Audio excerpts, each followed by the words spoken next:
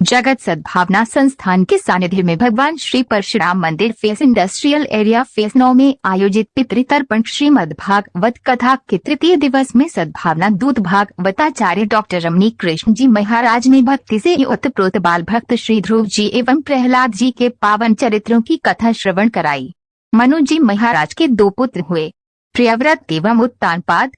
प्रियव्रत ने गृहस्थ स्वीकार नहीं किया, वे संत हुए, परंतु उत्तानपाद के 2 विवाह हुए। एक पत्नी है सुरुचि, दूसरी है सुनिधि। सुरुचि से राजा को उत्तम नामक पुत्र की प्राप्ति हुई। सुनिधि से श्री ध्रुव जी पैदा हुए। राजा की आसक्ति सुरुचि में होने के कारण पुत्र उत्तम में अधिक प्रेम राजा का था। एक दिन राजा राजगद्दी पर सुरुचि संग बैठे थे, उसी समय बालक ध्रुव पिता की गोद में आकर बैठने लगा। तभी सुरुचि ने बालक को धक्का देते हुए कहा, हे ध्रुव, अगर पिता की गोद में बैठना चाहते हो तो जाओ, पहले वन में जाकर तप करो। अगर तुम्हारे तप से कहीं भगवान प्रसन्न हो जाए तो उनसे मांगना, मुझे अगले जन्म में सुरुचि के गर्भ से पैदा न करके सुरुचि के गर्भ से पैदा करना। छोटा सा बालक इतनी बड़ी बात न समझ सका, परंतु मन में निश्चय कर लिया कि अब तो बस वन में जाना है और कैसे भी परमात्मा को प्राप्त करना है।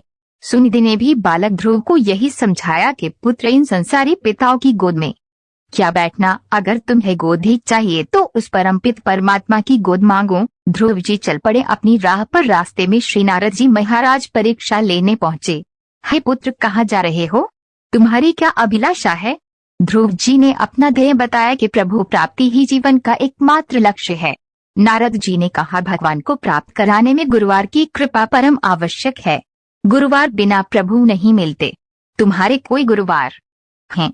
ध्रुव ने कहा कि आप ही मेरे गुरुवार बन जाइए ना और मुझे उस परम पिता की राह बतलाइए। नारद जी प्रसन्न हो गए और मंत्र दिया, ओम नमो भगवते वासुदेवाय, और भगवान की पहचान भी बताई। ध्रुव की नारद जी को प्रणाम करके चल पड़े वृंदावन की ओर। यमुना के किनारे स्थित कदम वृक्ष के नीचे पहले महीने 3 दिन के अंतर पर बेर खा के मंत्र जपा, दूसरे महीने 6 दिन के अंतर पर पत्ते खाए, तीसरे महीने 9 दिन के अंतर पर जल पे के जाप किया और चौथे महीने 12 दिन के अंतर पर वायु ली। 5वें महीने तो वायु लेना भी बंद कर दिया। भक्ति के श्वास रुके तो सारे जगत के प्राण निकलने को हुए।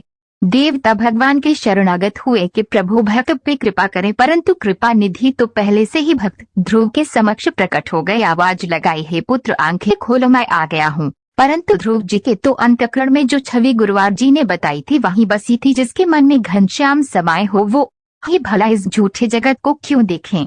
भगवान ने सोचा, ये तभी आंखें खोलेगा जब इसके अंतःकरण मेरी छवि नहीं निकलेगी। भगवान ने जैसे ही वो छवि मन से निकाली, ध्रुव जी ने व्याकुल होकर तभी आंखें खोली और जैसे ही भगवान के उस दिव्य स्वरूप का दर्शन किया, नेत्रों से अश्रुधारा बहने लगी। भगवान ने जब पूछा कि हे पुत्र, मांगो, मुझसे क्या मांगते हो, तो ध्रुव जी अपनी मांग ही भूल गए और कहने लगे, हे प्रभु, मांगने तो बहुत कुछ आया था, परंतु जब आप ही मुझे मिल गए तो अब और क्या मांगू।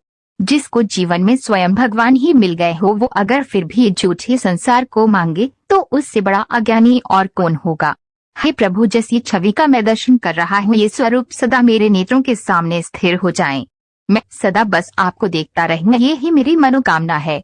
भगवान ने तथास्तु कहकर वर की पुष्टि करी और आशीर्वाद दिया, है ध्रुव, तुम्हें मैं वो अति दुर्लभ ध्रुव लोक देता हूँ, तुम सदा मेरे भक्त बन के चमकोगे।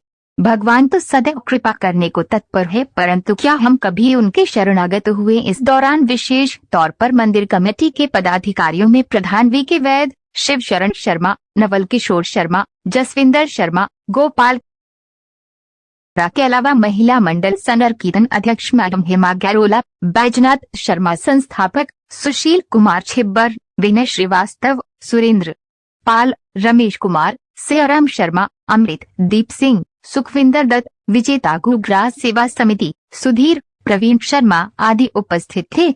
और 7 दिन कथा के दौरान लंगर की सेवा प्रिंसिपल एस.सी. वोहरा की तरफ से दी जा रही है। आज कथा में समस्त भक्तजन श्री वामन भगवान के दिव्य दर्शन करके एवं कथा श्रवण करके अत्यधिक आनंदित हुए। कल कथा में बड़े हर्ष के साथ भगवान श्री कृष्ण जन्म महोत्सव मनेगा, जिसके वृंदावन से पधारे ठाकुर जी की सुंदर लीला का दर्शन कराया जाएगा।